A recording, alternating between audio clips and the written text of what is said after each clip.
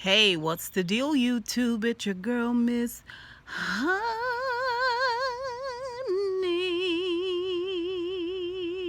Welcome back to the channel, you guys. It's your girl, Miss Honey. We are here to do the final, at last, the final installment of this season 11 reunion, part 3 of Real Housewives of Atlanta. I am so excited about it being over. I'm excited about the Real Housewives of Potomac, even though I know I'm going to end up complaining about them similarly. But right now, I'm excited for the Housewives of Potomac. Get these Real Housewives of Atlanta out of here, okay? We're done. We're good, okay? We're Gucci.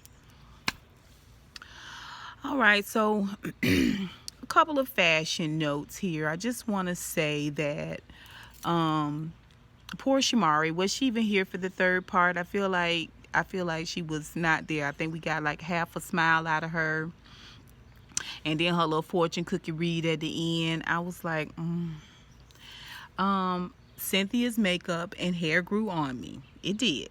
It really did. I remember thinking first episode that she was playing, looking at her again, I think it was something about the way she was speaking up for herself and being so authoritative. She looked a little bit more radiant to me, a little bit more I guess reunion ready. I don't know, from the face up. I still didn't like the way that fabric was laying on her and everything, but anyway. And to me, Tanya was best dressed. I really thought that was a really pretty dress of Tanya's. I really wanted to see her standing up. Either I missed it or they didn't show it, but I missed that. I wanted to see her whole dress. I'm gonna see if I can find it out there on Instagram, but I love that top part. I thought it was very interesting. Anyway, so let's talk about Beltgate. We get into this whole thing. Y'all know we left off last week where Andy was trying to broach the subject of the closet, and NeNe was distracting with this whole big display about how she had a meltdown. I had a meltdown, and that's all it is to it. It was just a meltdown. I don't know why I have to keep explaining myself about the meltdown. Same way Cynthia got to keep explaining herself about why she asked a whole grown woman to her whole grown woman event. Same way Portia got to always explain herself. Same way you trying to get Kenya to explain herself. Like, you have to explain yourself too, NeNe. Come on now. What happened in the closet, girl? So she don't really want to get into it, but I'm just going to say for this season, for me, Portia was MVP. I think she was the breakout star of this season. I think Portia has handled herself beautifully this season, and more especially on this reunion. I think her speaking out and just going ahead and letting NeNe know real professional like that she don't appreciate her giving all of them the FUs when they have really tried to support her and pray for her and lift her and Greg up.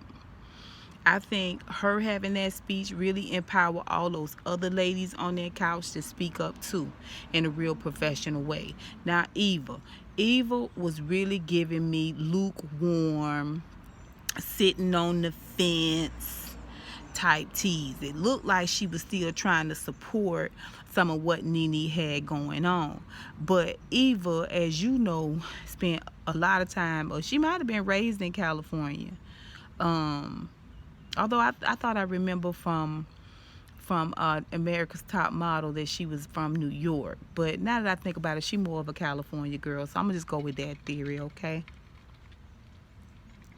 Well, she kept acting like she was kind of supporting NeNe in a way, but at the same time, she acted like she was getting in NeNe's behind.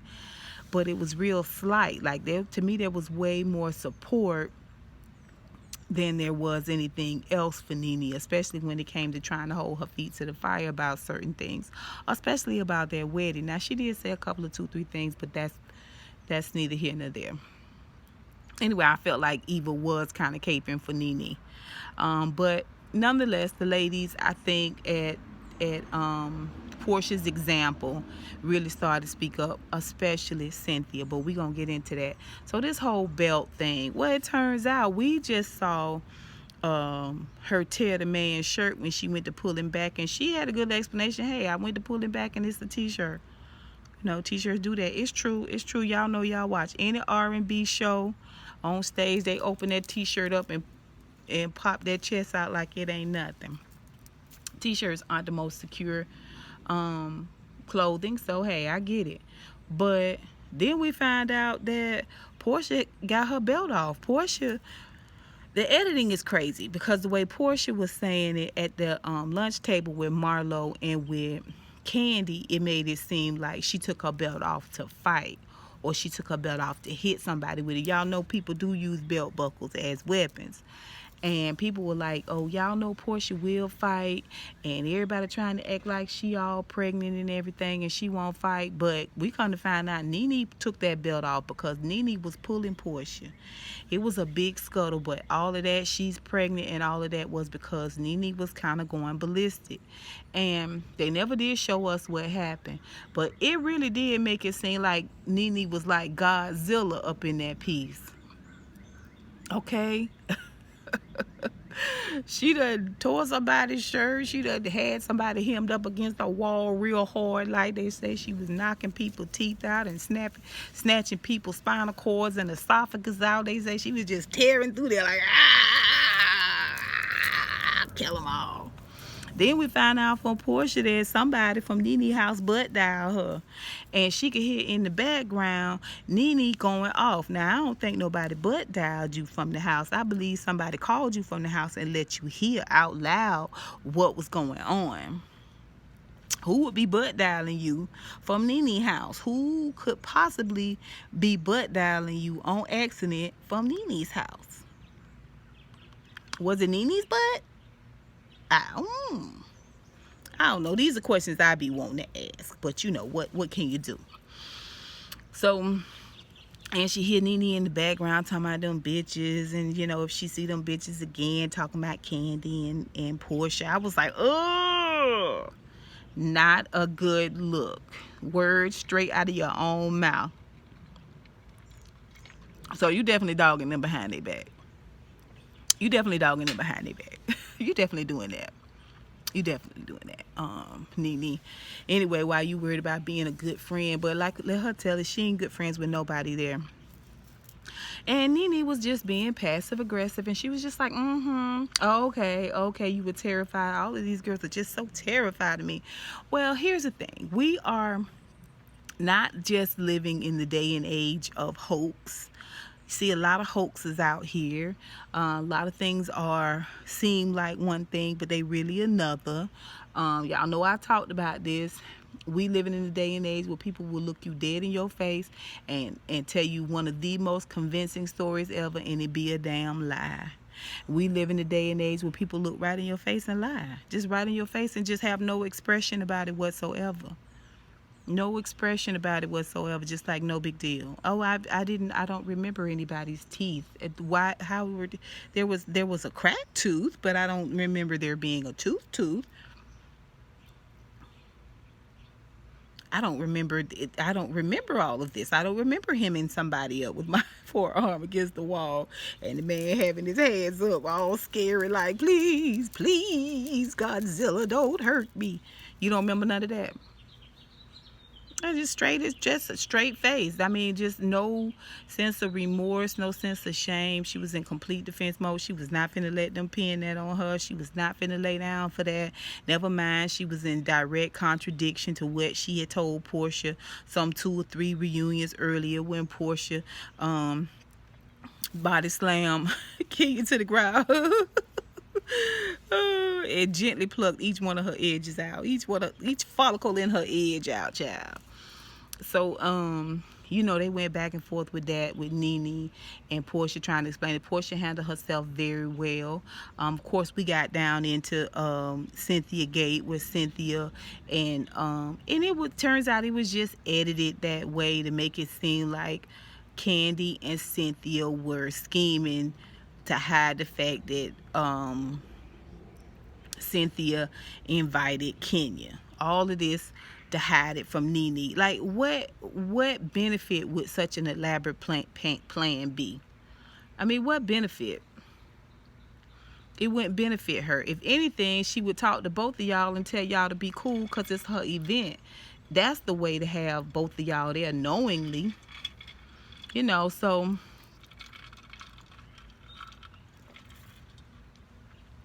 Cynthia stepped up to the plate, baby. And Cynthia just let her know. It's so high school. It's ridiculous. This is the reason for this. I asked her to come. She said she couldn't come. That's why I didn't bother to mention it to NeNe.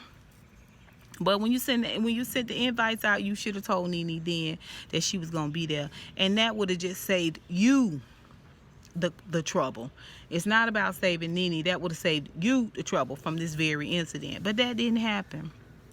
And obviously, NeNe's not the kind of person that loves you enough as a friend, even though y'all been knowing each other 9 years or more.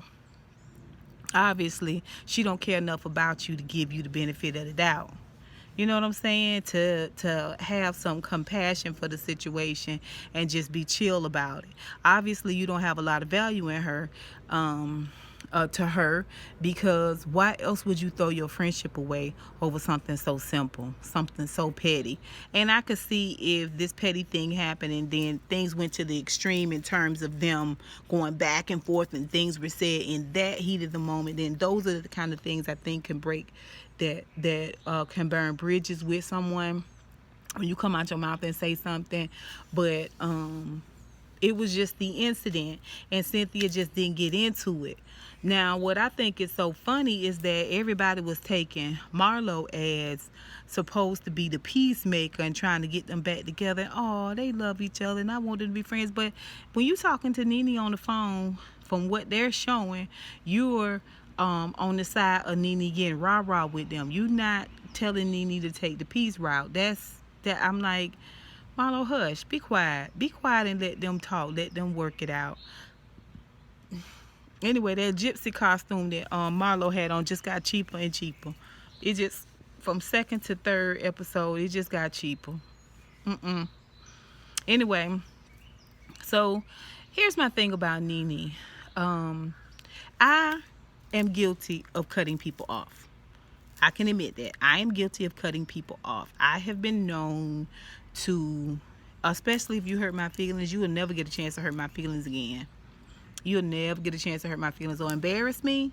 You'll never get a chance to embarrass me again. Make me wait, make me look ridiculous. You'll never get a chance to do that again. So your alpha and your omega better be good.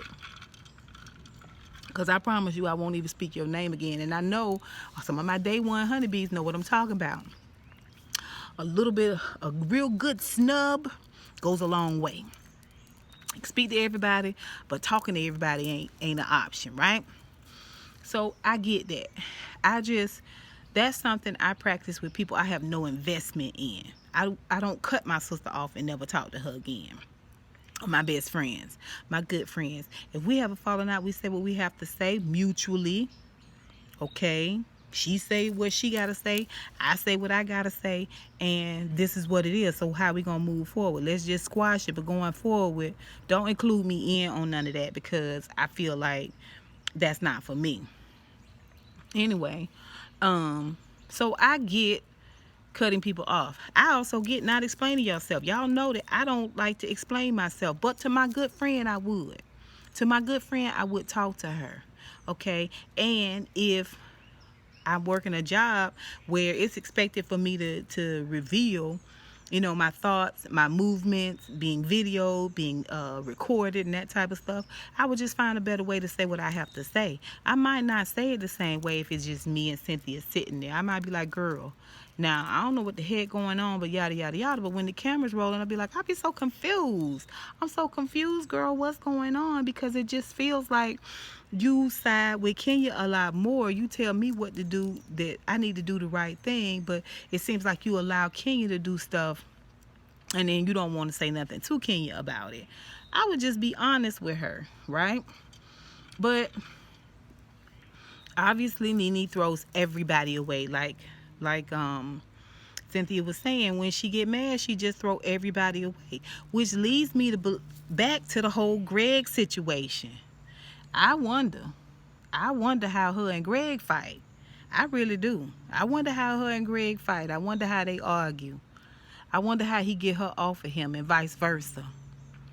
You know, I wonder if with this cancer and everything that comes along with it and the responsibility, is she not trying to toss Greg away too?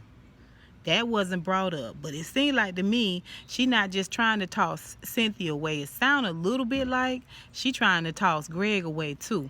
But I digress. I digress. I did not like the way she was saying that Candy don't matter. Candy don't matter in this. Candy's not important in this. I didn't like that. I didn't like the fact that Candy was kind of taking it. I thought here's your opportunity to get in NeNe's ass, you know, and really, really speak out about it. I really felt like that whole situation where Marlo was trying to tell all the tea about Eva. They shouldn't allow Marlo to do that. I didn't like that. Not a non-peach holder. A non-peach holder shouldn't be just allowed to come for a peach holder. To me, it sets precedent. Now, I guess that's how you become a peach holder, but we've already established that Marlo is not peach holder material. And I think it's because of her record. Some people say it was because of that F word she used pertaining to gay people when they was overseas. But I digress. But the way she was coming for Eva, especially considering the situation, Eva is saying, I was physically abused, and consequently, I got a 5-year restraining order. My daughter will be 5 years old this year. So this is why we're moving. She said she paid her wedding off because she makes money. She makes money modeling and posting online. All of these things are completely plausible. I mean, you guys have made, not you guys, but you know what I'm saying, people out there have made Cardi B rich over posting. So, you know, it's completely plausible. But for them to let Marlo go on and on about Eva's business and were you in a openly gay or an exclusively gay relationship with a married woman, I'd have been like, mind your business. Let me see your tax form. Let me see your bank account. I'll tell you my sexual history if you let me see your bank account. If you let me see your tax form. Okay? Let me see your W-2. Let us see. Let us see that. Even swap can't be no swindle. I do you solid, you do me a solid. But I'm not finna sit here and explain my sex life to you. Mind your business. And Eva kind of did it. She brushed it off by going into the whole conversation about why NeNe didn't tell her she was mic'd up. NeNe didn't tell you she was mic'd up because NeNe don't care. NeNe don't care. NeNe is there for the dollar, for the coin. And you guys are all expendable. Everybody is expendable. But there's going to come a time in the day, NeNe, where you going to realize, you going to see that all the people you threw away, you going to need some of them people. What's the song Layla Hathaway sing? And you may... I can't think of it, but you might have to come back this way again. Is the whole point. In other words, you burning bridges, you might have to cross back over them. Okay? And you better be careful. You better be careful. And ladies, I wouldn't invite NeNe nowhere. I know y'all got to do it for filming, but I wouldn't invite her to none of my parties. Especially you gonna come to my party and act real crazy. She didn't even apologize to Eva for the way she acted at her wedding. It was just so much going on at that wedding, Eva, that preceded that you will never know. Well, that's why we're here. Let's talk about it. Let's talk about it. Okay, so that was really the Real Housewives reunion. It wasn't a whole lot. Like I said, I applaud Cynthia for saying that she really feels like if this is how NeNe wants to act, if this is how she wants to carry herself, then that's fine. She has just come to a place in her life where she just wants peace in her life, meaning she just is not gonna go back and forth with her. And I think she has more than proven herself to be a friend to NeNe. I do think Cynthia could speak up a little bit more where Kenya is concerned. We don't see that though, because that's not being filmed. So maybe she is, but it just seems like to me at the Seagram's event, she could have told or asked Kenya to, did you speak to NeNe? Have you spoken to NeNe? Please, you guys, don't do this at my event. I need you to speak. I need you to be nice. I need everything to be cordial for my event. I don't see what would have been the harm in that, but it just seems like Cynthia's in a real weird place being friends with Kenya, and that might be one of the reasons why Kenya took her in as a friend. Not saying that Cynthia isn't a good friend, but at the same time, I do think she's feeding the side of Cynthia that NeNe can't feed, especially when they both were single. But Kenya and Cynthia, but I think she could. We do see Cynthia giving advice to NeNe on how to behave better, how to do things properly, that type of thing, to keep down trouble. We don't really see Cynthia doing that with Kenya. So I don't know if I can argue with that, but I get what she's saying, and I definitely would not beg NeNe to be my friend. I wouldn't invite her to nothing, and I wouldn't call her. I feel like if she wanted to talk to me, she'll call me. But I'm not calling you for you to hang up on me. I'm not calling you for you to treat me nasty until I get the hint and be like, well, I ain't gonna hold you. Don't do that. Don't be licking her boots. But I wonder, y'all, I really do wonder what's going on with Greg in that house. I think about that. I wonder about that. I feel like if NeNe is the kind of person that talks people away when they get her mad, I feel really bad for her children. I feel really bad for Greg. And I definitely feel bad for her friends and her friendships, because if you're the kind of person that doesn't see value in the time and the tenure that I put in, the quality of my friendship, enough to just discard me, and then you don't even want to tell me about it, you want to be dismissive and hurtful, like that stuff she was saying in the confessional about Cynthia being weak and all that. I give Cynthia credit. Cynthia spoke up for herself in a way that I have not seen her do a lot in during this whole series since she got on the show. And she's gotten progressively stronger, even with speaking up and just asking for her power back, taking her power back with Peters and stuff. So this NeNe, it was something that needed to happen. She needed to take her power back from NeNe, and I hope she stick with it. I hope she stick with it, because it's very hurtful that NeNe felt so comfortable to mistreat her and felt so little about their friendship that she wanted to destroy it for a coin. And that's essentially what she has done, because there's no reason for her to be mad like that at Cynthia. It's no reason for her to be talking to her crazy and treating her like she need to bow down at her feet and beg her. Like, it's no reason for that. So she got to be doing it for a coin, and obviously she picked the safest bet, which was Cynthia, in my opinion. Y'all tell me what you think. Put it down below. And until next time, honeybees, mwah, mwah, mwah, I'll holla.